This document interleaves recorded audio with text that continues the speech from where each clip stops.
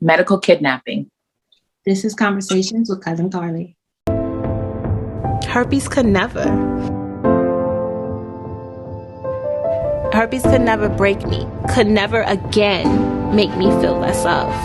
Herpes can't take my sexy away from me. Herpes does not take my worth away. Herpes does not devalue me.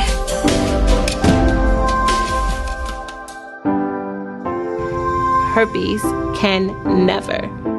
On February 25th, 2021, Saisha Mercado walked into a hospital with her then 13-month-old son to get help. She had recently become pregnant and her milk supply had reduced. Her son didn't want anything but breast milk, which if any of us have been breastfeeding mothers, we can totally relate to. Here's Saisha describing it in a press conference. And my son was refusing to take the fluids that we were giving him.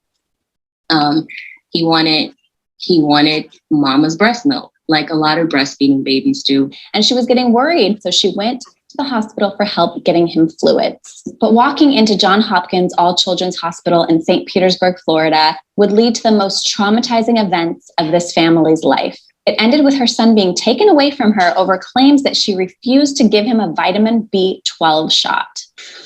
But what did we do? Yeah, what is the crime? Can you please give us a charge? But who said we neglected? You refused the B12 shot. I didn't refuse it. I said his father was No. There was no refusal. So you're saying you're taking my child away from me? I am. Right now, That's you not can't gonna take happen. my child away from me. On the day of recording this video, August 11th, 2021, her son is still in foster care. And today, after giving birth to her newborn baby, the family was surrounded by police cars and their newborn baby was removed from them as well. We're surrounded right now by Manatee County Sheriff's Department, and that's our current situation. And they are wanting us to turn over our newborn. Do you not feel anything? You guys, I'm human. This is my baby. My baby is days old, and you're taking my baby away from me. You're taking my baby away from me. You have no heart. This is very important. There are 0 allegations of abuse in this case. I spoke directly with the captain of the Child Protection Division of the Manatee County Sheriff's Department, Dennis Romano, and he said to me, this case is based all on medical rulings. This is going to be a 4-part video series that details exactly how a child can be taken from a family when there are no abuse allegations. You're going to hear about the accusations that led to the removal of Amin-Ra and their newborn baby. Is the opinion of one medical doctor or one hospital enough to have your child taken from you? In Saisha Mercado and Tyron Diener's case, yes, it was. And for thousands of more families, it is as well. The occurrence is actually so common that it has been coined medical kidnapping. Now, CPS would disagree with that term, but after researching this story for 2 weeks and other cases, I think it is exactly accurate. The definition seems to be attributed to a talk show host of the Medical Kidnap Show, a radio show out of Phoenix, Arizona. Here's the definition being discussed on the show. We're defining medical kidnapping as a child is removed from the home or from the parents, because sometimes it's not in the home, it's in the hospital. It happens with newborn babies. And it happens where the parents don't want it and the children don't want it either. But somebody, a medical professional or a caseworker or a social worker with Child Protective Services has made that determination that that child at that point needs to be removed from the home. Now, we all agree there needs to be protection for children that are being brutalized inside of their homes. I talk about sexual abuse prevention and safe parenting all the time on my platform. But what I don't think we realize, I for sure didn't realize, is how frequently children are removed from loving homes under this broad umbrella of the word neglect. The latest federal child abuse data shows that in 2018, out of the 678,000 children that were determined to be victims of maltreatment, 60.8% of victims were neglected. Now, state to state, these numbers can get even higher. Here's a quote from the Associate Commissioner of the Children's Bureau. This report again demonstrates that most children enter the foster care system not from physical abuse, but from neglect. Here's another clip from the Medical Kidnap Show. Comes under this more broad term of neglect. Now, that neglect can be something, as I mentioned earlier, like just simply wanting a second opinion from a different doctor on the medical care for your child. And all of a sudden, bam, you're charged with medical neglect. Here's one example of another family, the Nikolaev family, who wanted a second opinion. They didn't like how they were being treated at the hospital they took their son to. Here's what happened. What they've done was basically kidnapped our child with the help of police. It all started with a trip to the hospital. They were coming up basically with some random stuff. Oh, we need to do this. Finding another thing just to keep us there. Feeling increasingly trapped and desperate, Anna removed Sammy from the hospital and took him directly to Kaiser for a second opinion. I just was scared. I did not know what to do. So I packed him, I packed all that stuff, and we walked out. And despite going straight to another hospital, CPS showed up at their door the next day. It's caught on their home video camera to take their child by force from her arms. Yeah, we'll show you the order, Anna, in a second. Yeah, we'll show it to you.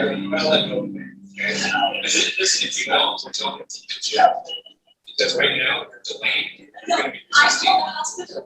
So I'm going to grab your baby. You don't resist. Don't fight. Okay. Where is he going? He's going to the hospital.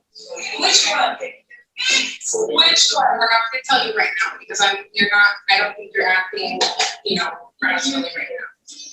Now, 2 weeks ago, I would have heard the word neglect and I would have thought about a child that had no caretakers, that was being starved, and there was no love given to this child. But then I saw this really familiar scene of warmth and connection and love pass my social media feed. And the family that I saw was Saisha and Tyron with their little boy, Amin Ra. They are responsive, conscious, holistic parents. They spent their days with their son Amin Ra in their arms, listening to music, drumming, singing, reading, breastfeeding, and connecting in nature. It was an environment rich in serve and return responses between child and parent, and attachment, which is the gold standard for neurological development in a child. That's what this child had with his family, the exact opposite of neglect. So then how was their son ripped from their arms by force and has been in foster care for 6 months, and now their newborn child was just taken from them? Now, this is a brief timeline of the events that led up to the removal of their children. This is really important because the only thing holding up this case are accusations that the family medically neglected their child. And I want you to see exactly what constituted as medical neglect in this investigation. I hope that this story opens our eyes wide open to the corruption that is inside the Child Protection Services, and that loving parents are having their children stolen from them every day. The only thing from preventing this case from being dismissed are the opinions made by one hospital and one investigator. The family says there is omission of crucial evidence, which I will detail for you, and there are false allegations made. This complaint of false allegations being made is so rampant within Child Protection Services. Former Georgia Senator Nancy Schaefer was an outspoken critic of CPS. In her senatorial report written in 2017 titled "The Corrupt Business of Child Protective Services," she writes, "I have come to the conclusion that caseworkers and social workers are oftentimes guilty of fraud. They withhold evidence, they fabricate evidence, and they seek to terminate parental rights. However, when charges are made against them, the charges are ignored." So, for example, in the case of Amin Ra with his removal, one of those false allegations and the omission of evidence was the claim in the medical reports that he had never been seen by a medical doctor before. Now, this is absolutely false. I have read the entire legal report that supports the dismissal of this case. And the family's attorneys have provided all of the evidence that show every single time Amin Ra was seen by a doctor. In fact, in the 30 days before she ended up at Johns Hopkins All Children's Hospital, Saisha had already sought out and seen 3 other healthcare professionals, 2 doctors and 1 lactation consultant, to try to get help with the weaning process that she was having difficulty with. 3 doctors before she went to the hospital, all within 30 days of this timeline. She brought the same concerns to all 3 of them that she saw. She said, breast milk supply is reducing. My son is reluctant to drink anything but breast milk, and I'm worried that he's not getting enough fluids. What can I do? Let me highlight these dates that she saw them. January 30th, she went to the first doctor with the concerns I just stated. In the discharge statement, the doctor wrote, feared condition not demonstrated. They didn't mention failure to thrive.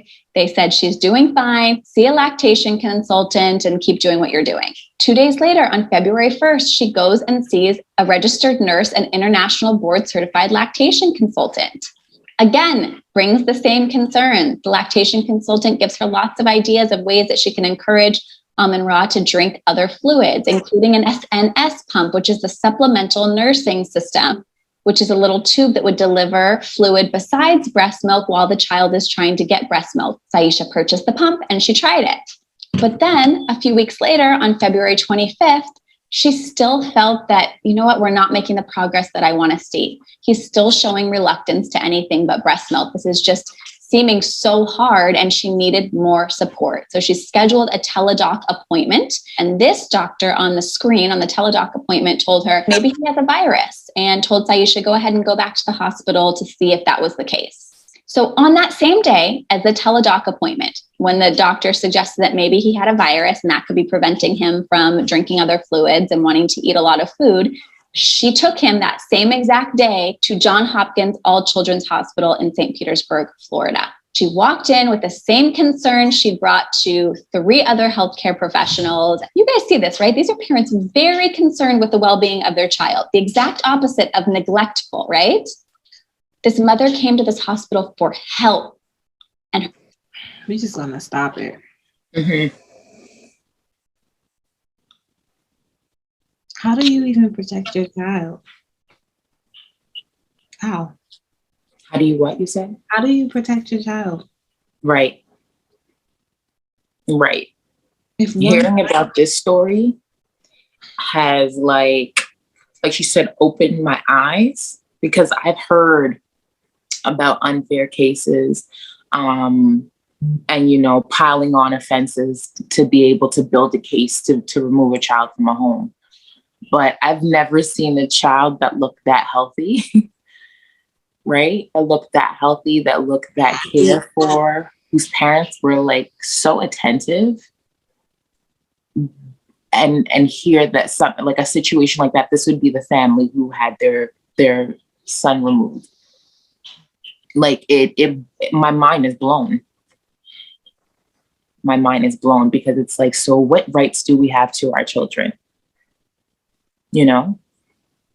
None, apparently. Mm-hmm. Apparently one person can say something and it's over. And it's over. And even being in Florida for this short period of time, mm-hmm. I've seen, witnessed, and felt mm-hmm. I'm gonna say it, racism here. Mm-hmm. It's thick.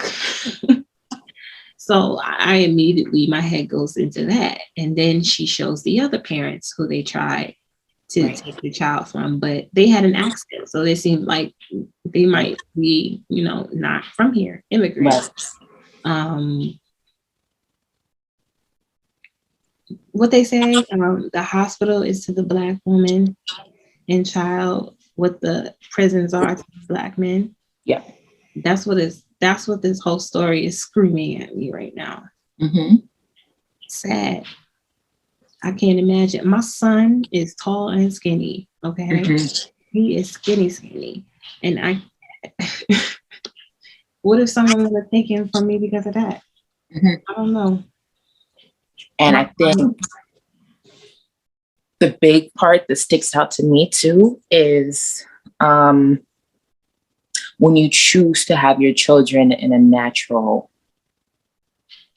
way, right? And you choose to start feeding them, nourishing them, and raise them outside of what the medical / government regulations are or status quo is, right? I remember when I grew up, to hear about people giving birth at home was less of a conversation than it is now for me personally.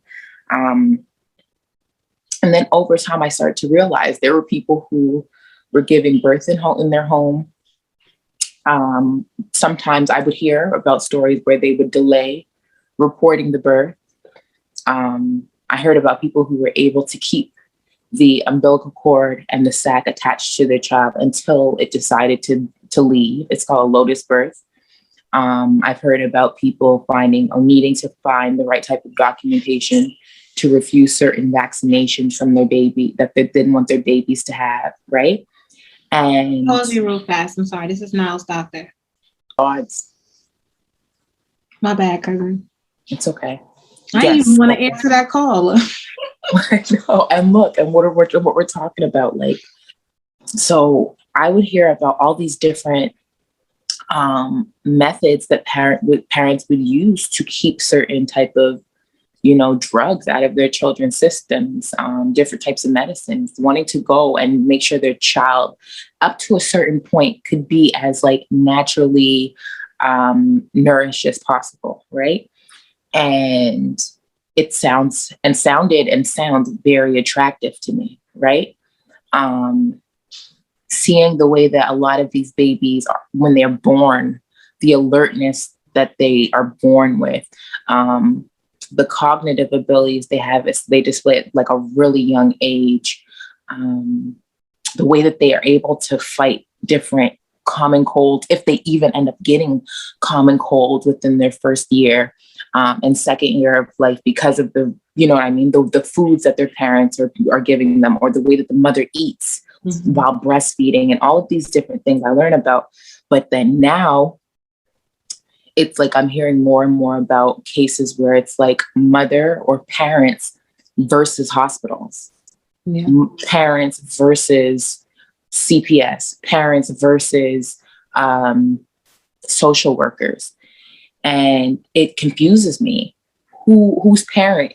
Yeah, you know what I mean? Like, who's the parent of the child really? Like, if we were to like stop with the fluffy words, stop trying to hide things in medical reports, are you trying to tell us that y'all are the parents of my children? You know what I mean? And I'm just here I'm responsible for like raising them up to be 18, because more and more it's what it's sounding like in the world that we're living in. It's sounding like our children are employees of the state who we are meant to give birth to, keep them alive until they're 18 or 16, when they can actually start working, or 15, to get a summer job or whatever, but get them up into a certain age so that they can become like workers, right? Because to hear this about children and then to see the way that adults are treated in the medical field, or in the, like when they get into hospitals and stuff, it's like a real clear distinction, right? The way that different things are forced and need to happen with babies. But the moment the people, we turn 18, it's like doctors might not force you to get things that are healthy for you. They're not trying to force what's in your best interest before you leave. The methods are still the same in terms of they want you to take what they're offering, but the way that the concern drops off once that child is no longer a baby anymore, and the way that they argue these cases, it really makes me think a lot about when I become a parent. I used to say, like, there was a certain point, but then they had to teach me because my imagination used to go. But when I was a kid, I used to say, like, Mom, like, when I give birth, if I ever give birth in the house, I'm going to tell them a year later.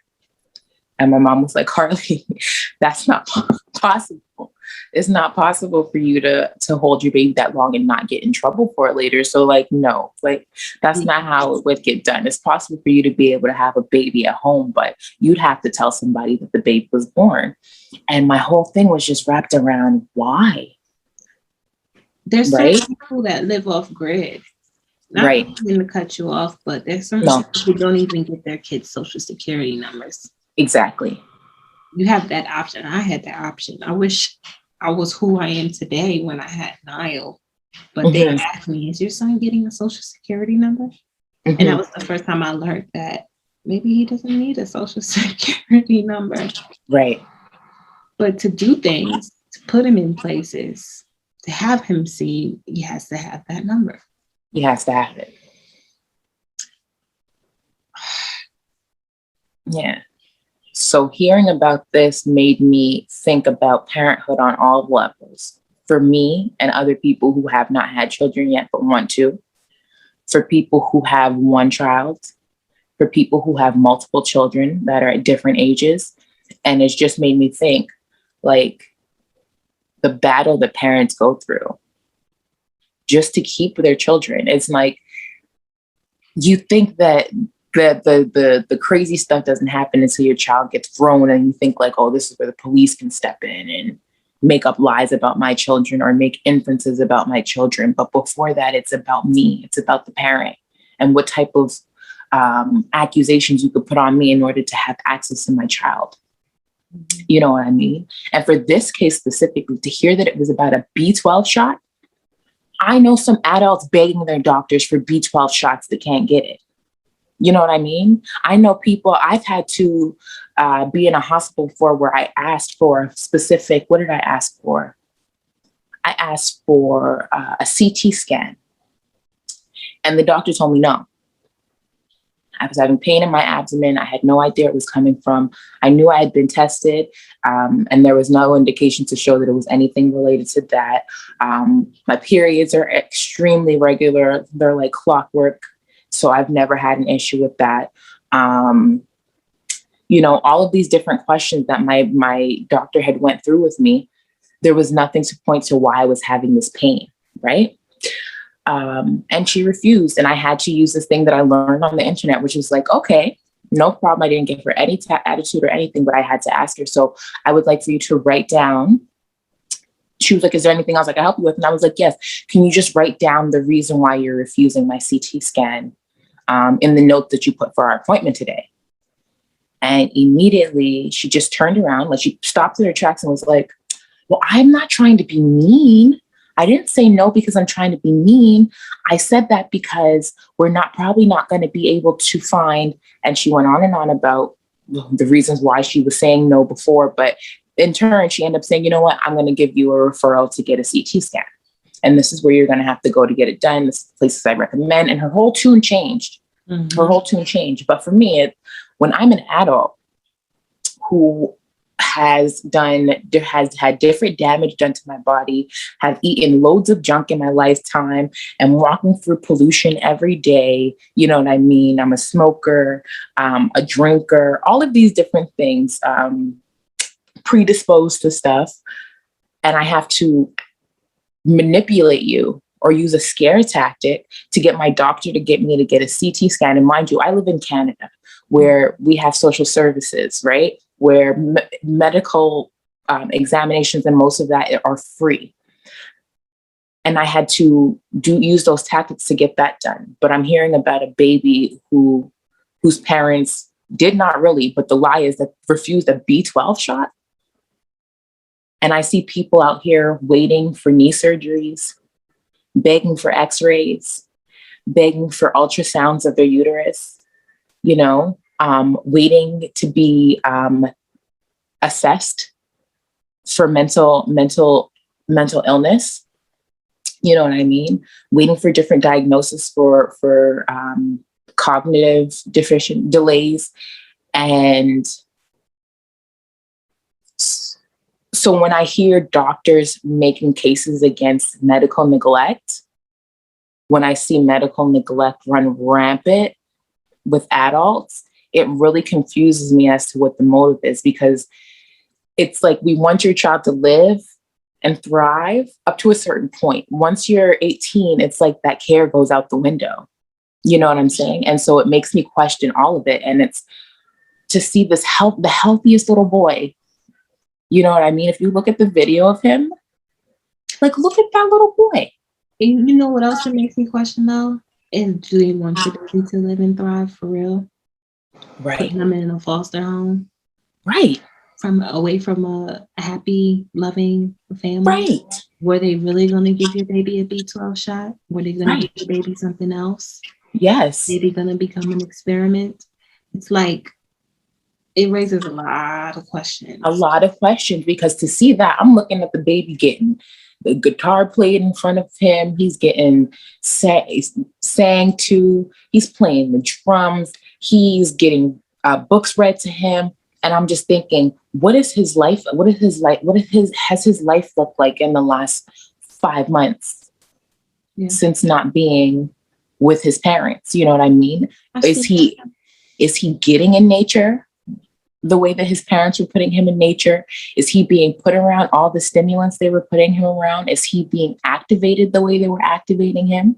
Mm-hmm. Is he being spoken to the way that they speak to him? Is he being consoled the way they would console him? And what does that look like for a child to be put a baby,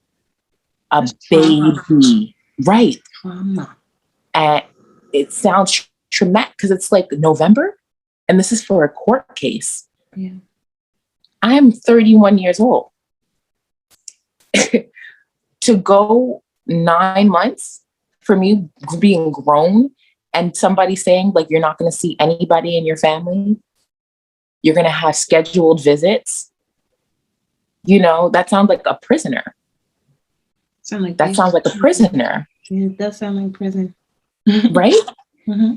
For me to have scheduled visits, to stay with people I don't know for months at a time, and to have scheduled visits with someone who's in my family, it's a prisoner.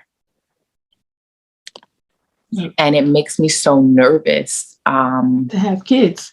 It makes me so nervous to have kids because I really want to have children, right? Mm-hmm. But when I look at the actual amount of parenting you're allowed to do, it's like on paper, it looks like you said, on paper, it looks like they want children to thrive. It looks like they want this. And I just can't see the fact that kids are being kidnapped all the time. Kids are being taken, kids are being violated, kids are being trafficked. And you took a child who's safe, about a B12 shot from their parents, to put them with people do you know these people that you put my baby with? You know what I'm saying? Is there constant monitoring about the way that my baby's going to be treated with these people? My baby who doesn't speak yet?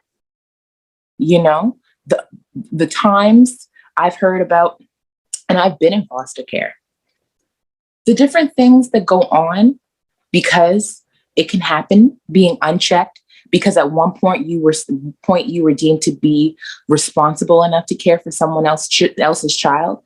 The fact that they put more funding in taking kids away from parents than funding and actually doing full background checks and follow-ups on foster care parents lets me know there's something else you're not really saying, because it's not really about the welfare of my child. These people are getting a check. Yeah. These people are getting a check to take my child. It's not like when you adopt someone, you know what I'm saying? When you adopt, you pay, right? Yeah. When you adopt a child, you pay for them. You pay for the process. And then they should go through a thorough investigation and say, okay, now you can have the child. But a foster parent gets paid to take my child. And most foster parents be right in the low income areas. Right. They need that check to survive. Right. Not so the exposure to take care of the kid. Right. So who's coming in their home? Who's around my child? Who has held my child in these last few months? What has my child actually been eating now? What's the situation with my child's fluids now? Mm-hmm. Did my child get the B12 shot? You know what I mean? What type of, are you giving my child formula? What type of formula? Have they done thorough investigations of what they're feeding my child? When my child comes back home to me, will his whole digestive system be different? Will he recognize me? What child would that be? Whose child would that be? Whose child will that be? What does that look like? Mm-hmm. And it also reminds me of, I don't know if you've ever heard of them, but throughout Canada, there's a history of something that's called residential schools. Okay. And that's where the education system that was building up through, I believe, Catholics, were creating these schools called residential schools, and they'd go to all of the Native families and Indigenous peoples whose land we are on and stole, take their children by the loads and bring them to like a boarding school type situation. But at these boarding schools, they'd be feeding them foods they didn't normally eat, right? Because normally at home, they'd be eating off the land, eating from everything that was made. So feeding them things, teaching them the European ways, introducing them to religions that weren't their own, introducing them to languages that weren't their own, abusing them in all types of ways, letting them know that their family and their parents were savages, letting them know that their ways were savages. The amount of children, but especially now, I think right now, the number, it started with 200 something. Right now, the number of bodies found buried where these schools used to be, and I'm not talking about older, like kids and babies, bodies that were buried, is at around 5,300. Jesus Christ. And this is what they found since May at these schools. So this is for the ones who didn't make it. The ones who did make it, if you look now, you'll see them on drugs, alcohol, homeless, displaced from their homes. Some of them who did get the chance to get back home in a healthy manner or in a healthy state of being came home to their family and couldn't respect them, couldn't even communicate with them, didn't understand like what was going on. What is this lifestyle? Because they had been so brainwashed and so manipulated into thinking that their ways of living were wrong. They'd come back home and say, I have to get out of here. Or they'd come back home and disrespect the land. And it's a whole process of trying to rebuild out of that. But this is, imagine, that's 5,300 people that could have been thriving, right? Could have been parents, could have been grandparents, could have been. They didn't want that.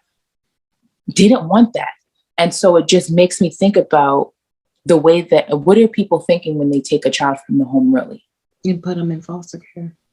Because it makes me think about that. And not to say that people in foster home is going to go through everything that residential, but it's similar. It's similar. You still feel the abandonment. The stories that people tell you to excuse why you're not with your parent. Oh, they weren't good for you. Mm-hmm. Oh, they didn't take care of you. Oh, they refused the medication that could have saved your life. You were starving when we got you.